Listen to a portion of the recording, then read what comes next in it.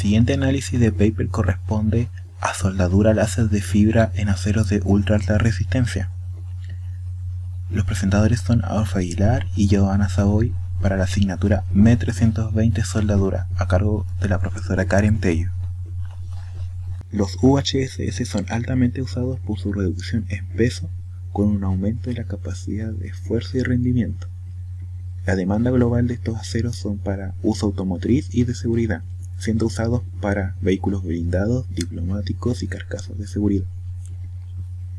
Comparado con los aceros convencionales, los UHSS son más tenaces y más duros, incluso alcanzando UTS sobre los 1700 MPa y dureza cercana a los 500 Hartnett-Vickers. Las últimas dos propiedades hacen que estos aceros sean muy resistentes a impactos y a penetración. Con soldadura a largo convencional no se pueden soldar estos aceros debido a su alta dureza. La designación UHSS se refiere a aceros con esfuerzos de fluencia superior a 560 MPa. Algunas propiedades específicas son altos niveles de resistencia y tenacidad y buen comportamiento a la deformación. Las siglas UHSS significan al inglés Ultra High Strength Steels, que significan aceros de ultra alta resistencia mecánica. Estos se logran mediante el uso de elementos aleantes comunes como carbono, manganeso, silicio, níquel, cromo y molibdeno, más la incorporación de algunos microaliantes, como lo son niobio, titanio, vanadio y boro, con posteriores mecanismos de fortalecimiento como refinamiento de grano, endurecimiento por precipitación, endurecimiento por solución sólida y endurecimiento por transformación de fase.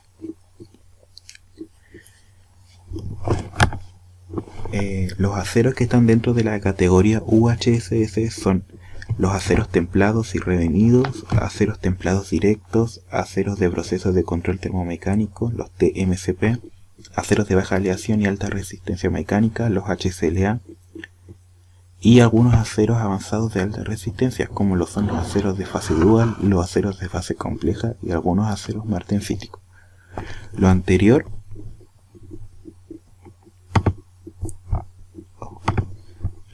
se puede presenciar en el siguiente esquema, donde se ve en el eje X el UTS y en el eje Y la elongación. En este se ve que sobre un cierto UTS se categorizan los UHSS, los cuales dentro de esta categoría están los aceros antes mencionados. Además, se puede ver que en las tablas 1 y en las tablas 2 se ve principalmente la composición química del metal base, que son los elementos aliantes mencionados que componen un UHSS, y además las propiedades mecánicas del metal base, que presenta más que todo un UTS de 1723 MPa,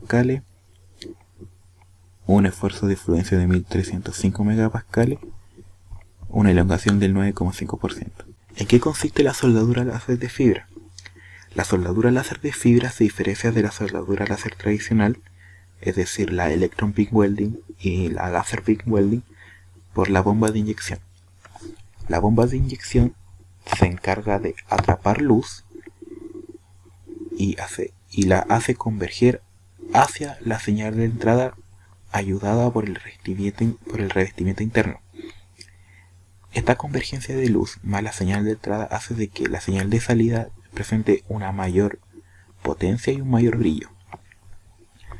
En esta sección se puede apreciar la configuración de una soldadura láser de fibra, en la cual se aprecia la consola, la cabeza láser y los gases de protección, en el cual se ve la soldadura de dos aleaciones por medio de el láser que converge justo en la unión. Uno de los grandes problemas a soldar en arco es la fractura en frío, por lo que se debe agregar aportes austeníticos por su alta solubilidad de hidrógeno y ferrítico para mejorar los estados de esfuerzo. Aún así, para soldaduras al arco, la razón UTS unión sobre UTS metal base es menor al 60%. En cambio, a soldadura de láser de fibra, esta razón aumenta al 76%.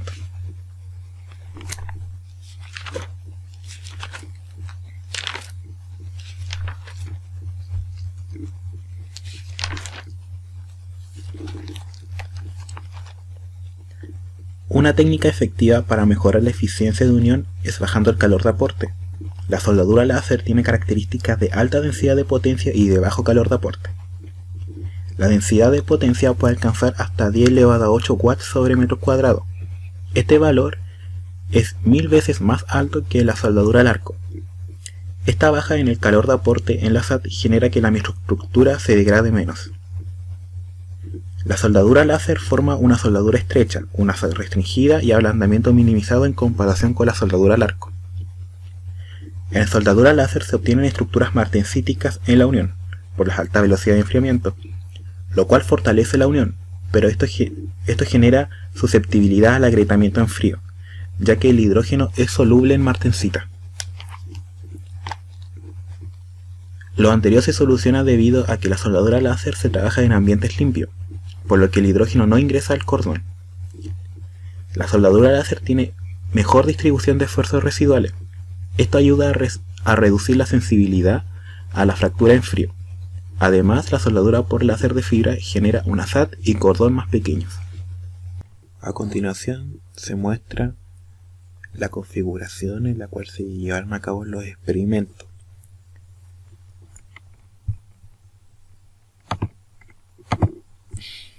Acá podemos apreciar la cabeza del láser. De acá sale el haz de luz que converge hacia la unión. En esta zona apreciamos el dispositivo que aplica el gas protector y el arreglo para su posterior análisis en los ensayos mecánicos. Los defectos típicos que aparecen en el cordón de soldadura son debido a una manipulación incorrecta de parámetros operacionales.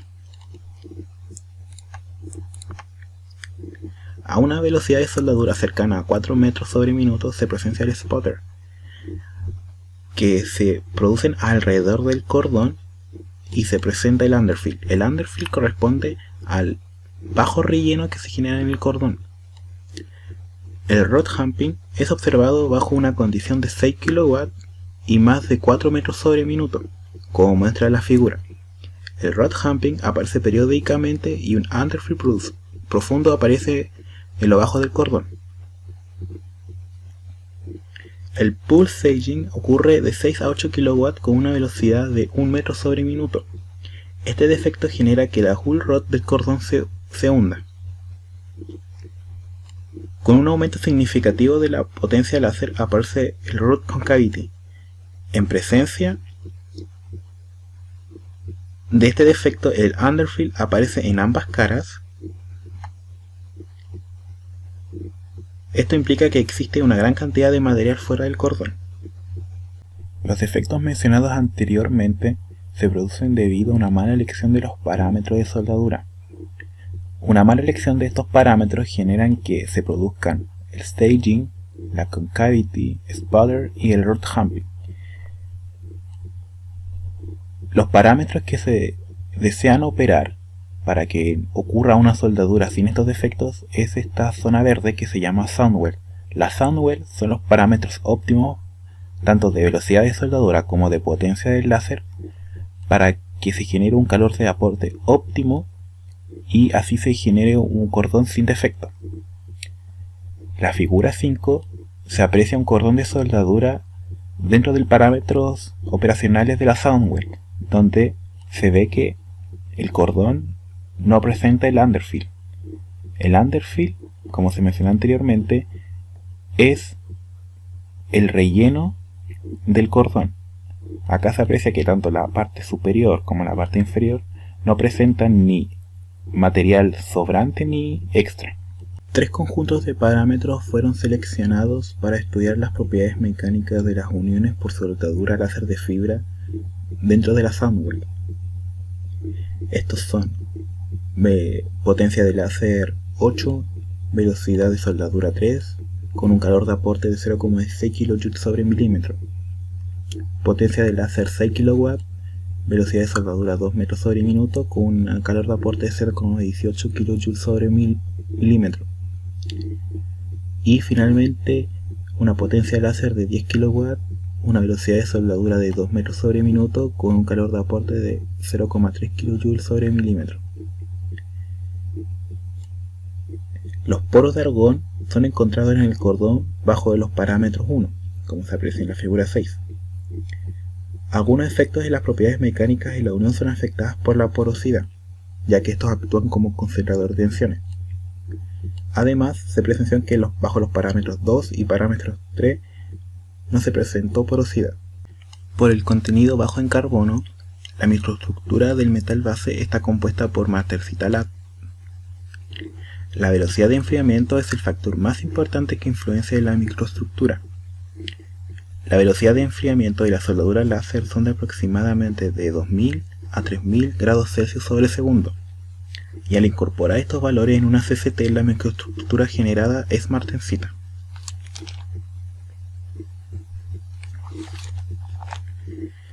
La SAT se divide en 4 principales regiones. Tenemos por una parte la SAT de grano grueso, la SAT de grano fino, la SAT intercrítica y la SAT subcrítica. Estas se detallarán a continuación. El cordón contiene principalmente martensita LAT y esta posee dirección opuesta a la extracción de calor. La austenita primaria posee granos columnares que convergen al centro del cordón.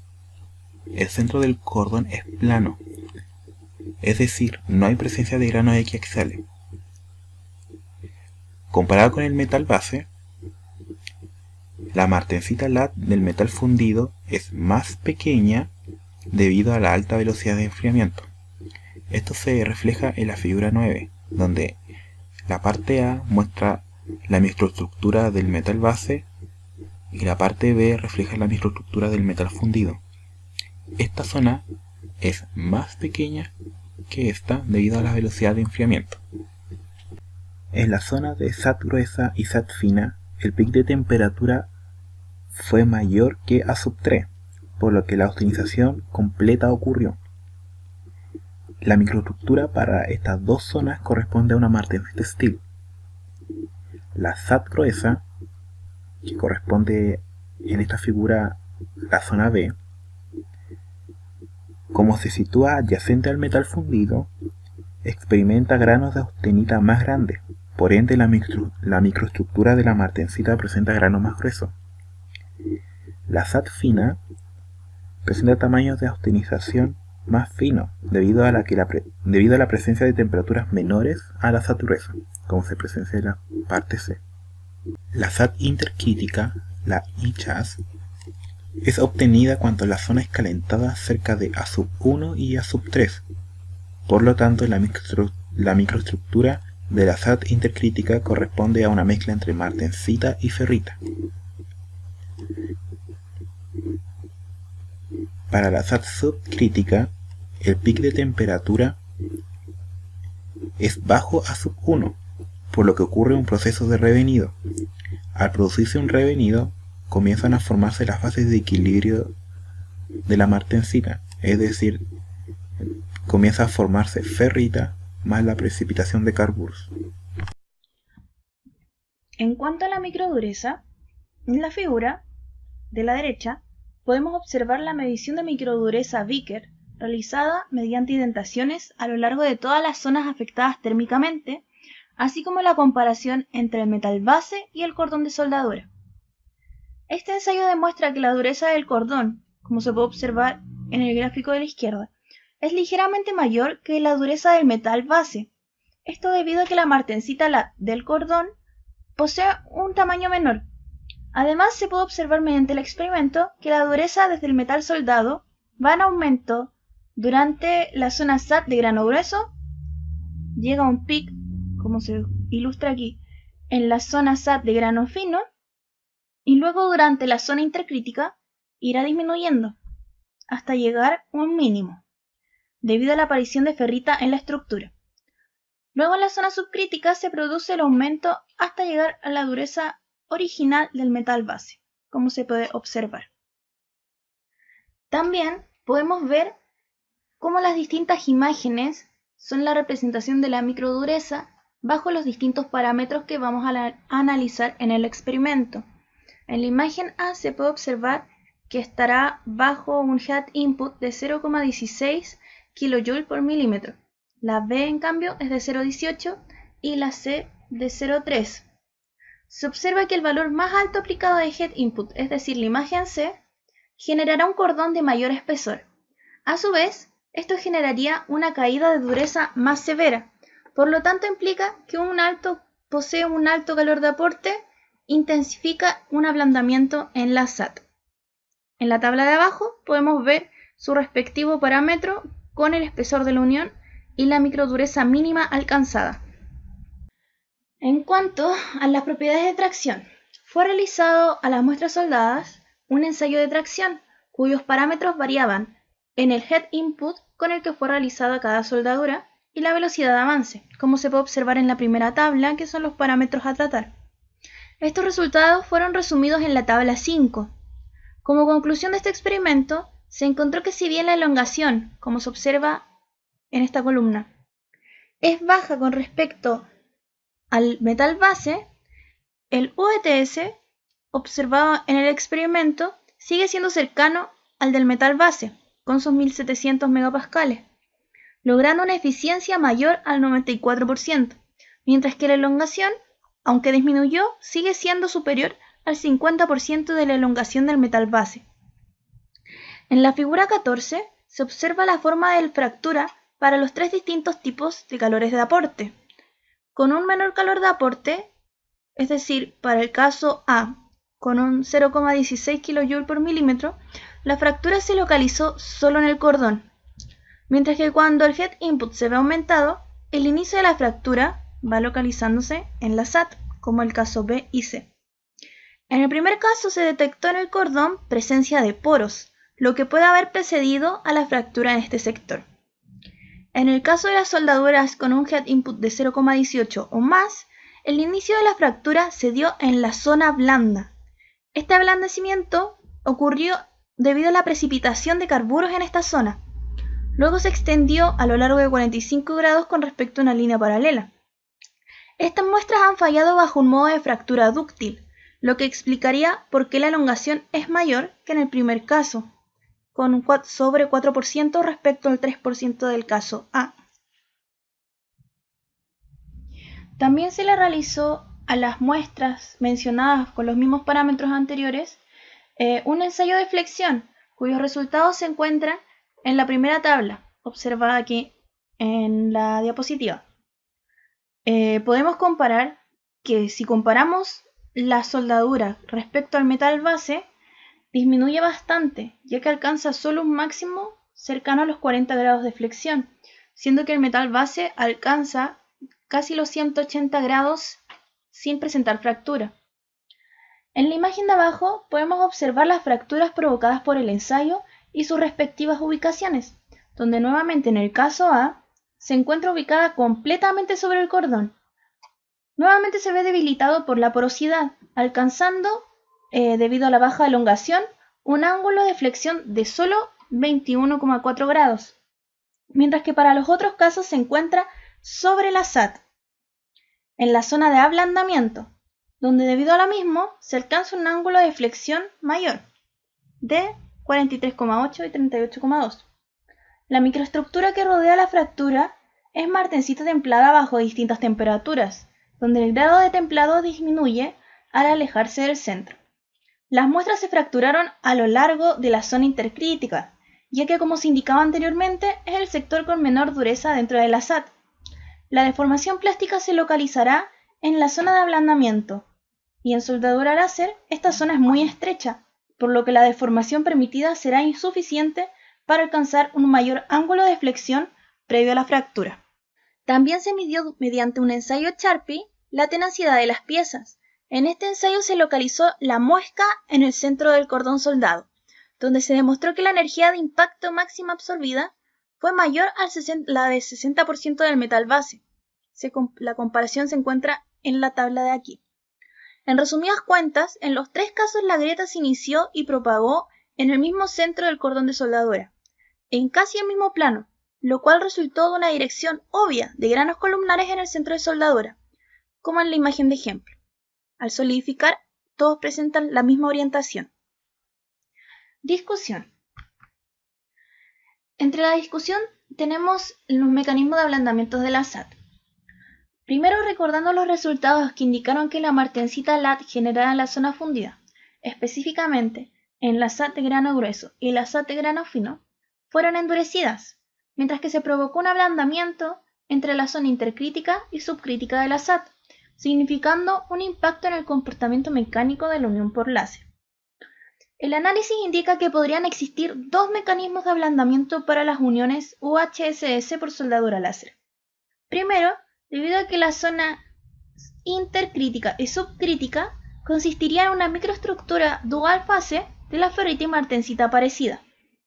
Como muestra de la figura 10.A, es decir, la primera que tenemos acá, la ferrita aparecerá en A3 y se incrementa en su máxima cantidad en A1, mientras que el volumen correspondiente de martensita decrece gradualmente a medida que se acerca a la zona subcrítica, resultando en una fuerte caída en la dureza de la zona intercrítica.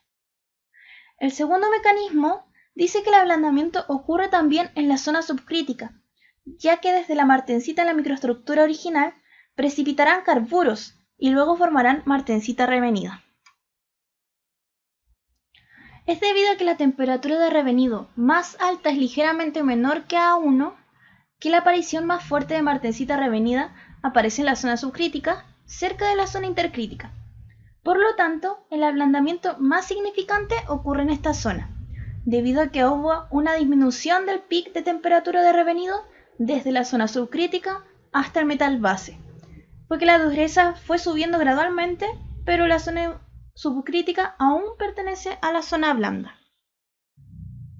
Mecanismo de fractura en pruebas de tensión y flexión.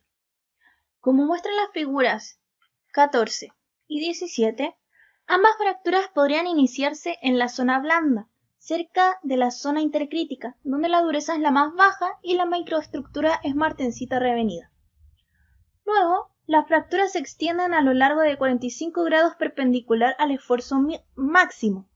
Como las pruebas de tensión y flexión tienen sus propias características, hay algunas diferencias para la zona de iniciación y propagación de la grieta. Para la prueba de flexión, lo alto y lo bajo de las uniones resisten cargas de tensión y compresión. El esfuerzo de la superficie de la muestra es el máximo, por lo que es muy sensible a ablandarse. Por lo tanto, la fractura comienza en la superficie superior, es decir, desde acá. Además, el camino de propagación de la grieta para tensión y flexión será distinto. La fractura en la prueba de tracción se debió ya que ésta podría tener la inercia de extenderse a lo largo del metal soldado. Esto pudo ser la razón por que la grieta se propagó en el metal soldado en lugar de atraparlo en la zona blanda después de la iniciación. Para la fuerza de flexión, el proceso de expansión es llevado lento y gradual. El camino de la grieta en la zona de esfuerzos de tracción de las pruebas de tracción es siempre 45 grados en la zona subcrítica, pero hay un giro de 90 grados, el cual puede resultar por el incremento de dureza lejos del centro fundido. El camino de propagación similar fue reportado y algunas simulaciones acerca de la trayectoria de crecimiento de grietas fueron hechas con respecto a otros casos. La influencia de la porosidad en las propiedades mecánicas. La existencia de porosidad en las uniones ha significado efectos en las propiedades mecánicas de la unión. Para las pruebas de tracción, como mencionamos anteriormente, se observaron algunos poros en la zona fundida de unión cuando se realizó bajo un calor de aporte de 0,16 kJ por milímetro, observado en la primera imagen. Ahí se pueden observar los pequeños poros formados en la zona fundida. Los esfuerzos de tracción de las uniones pueden alcanzar, principalmente en este caso, 1618 megapascales, lo cual es muy cercano al esfuerzo promedio que resultaba de 1620 megapascales bajo los otros diferentes parámetros, lo cual podría significar que la presencia de porosidad exhibe solamente pequeños efectos en la fuerza de tracción. Se observó que la porosidad debilitó la zona fundida y lograría una falla en el cordón en lugar de la zona de ablandamiento. Esto comprobado también ya que la elongación fue más pequeña, de 3,15%, y un ángulo de flexión de 21,4% en el ensayo de flexión. Estos fueron obtenidos con las uniones que poseían porosidad. El mecanismo de fractura y ductilidad son afectados en este caso significativamente. La existencia de poros podrían incluso dañar las propiedades de impacto, ya que en el ensayo Charpy se obtuvo que bajo el parámetro 1, es decir, 0,16, la energía de impacto era solo de 4,3 joules y significativamente menor que los otros parámetros y mayor aún en comparación con el metal base. La razón principal del por qué las propiedades mecánicas como la ductilidad y la dureza se ve afectada por la porosidad es que es atribuido a concentradores de esfuerzos y grietas iniciadas por esta. Aún así, existe tolerancia a algún grado de porosidad. Se sabe que el UTS no se reduciría significativamente hasta que la porosidad excediera un cierto valor. La razón podría ser que el esfuerzo perdido es proporcional a la pérdida del área transversal. Por lo tanto, la porosidad en uniones de UHSS soldadas por láser han afectado significativamente sobre la ductilidad, dureza y mecánica de fractura, pero afecta poco al esfuerzo de tracción, ya que se encontró una razón de porosidad y área aproximadamente 0,65% solamente, lo que sería muy bajo en comparación con registros de otras aleaciones para reducir el UTS. En cuanto a las conclusiones del experimento, podemos observar varios puntos. Primero, la velocidad de soldadura es el principal factor de la formación de defectos físicos en la soldadura por fibra láser. Se obtiene que con los parámetros que no se generan defectos visibles, será una potencia de 6 a 10 kW y velocidades de soldadura desde los 2 a los 3 metros por minuto. Además, la porosidad fue encontrada en uniones con bajo calor de aporte, es decir, cuando se soldó con 0,16 kJ por milímetro. El segundo punto es que las microestructuras y durezas de las uniones mantienen buenas características en la zona fundida y en la zona afectada térmicamente de grano grueso. Las microestructuras son predominantemente martensita LAD con alta dureza. La máxima dureza localizada en la SAT de grano fino, la cual consiste en martensita fina equiaxial. Dos mecanismos de ablandamiento ocurren en la SAT. La dureza de la zona intercrítica se ve afectada exhibiendo una microestructura dual fase de ferrita y martensita. Además, la mínima dureza de la unión se ubica en la zona subcrítica y donde desde la microestructura original van a precipitar carburos y se formará la martensita retenida. El tercer punto se debe a que más del 94% del esfuerzo y 50% de la elongación del material base son obtenidos en el ensayo de tracción. Para las uniones con más de 0,18 kJ por milímetro de calor de aporte, las fracturas comienzan en la zona blanda cercana a la zona intercrítica, propagándose por la zona fundida y la zona subcrítica a lo largo de 45 grados, cuya fractura es dúctil con hoyuelos de corte y equiaxiales. Para el ensayo de flexión, como la deformación está localizada principalmente en la zona blanda, debido a una distribución no homogénea de dureza, no existe deformación plástica y toda muestra que es flexionada va a fallar. Cuando el calor de aporte es más que 0,18, la fractura por flexión se inicia en la zona más alta de la zona intercrítica y se extiende a lo largo del plano de corte de 45 grados con alrededor de 40 grados de ángulo de flexión. Para el ensayo de impacto Charpy, todas las uniones se fracturan por mecanismo frágil y la máxima energía de impacto alcanza un 60% del metal base. La cuarta conclusión es que la existencia de porosidad en las uniones con el calor de aporte de 0,16 kJ por milímetro han afectado significativamente la ductilidad, dureza y mecanismo de fractura, pero no en los esfuerzos de tracción.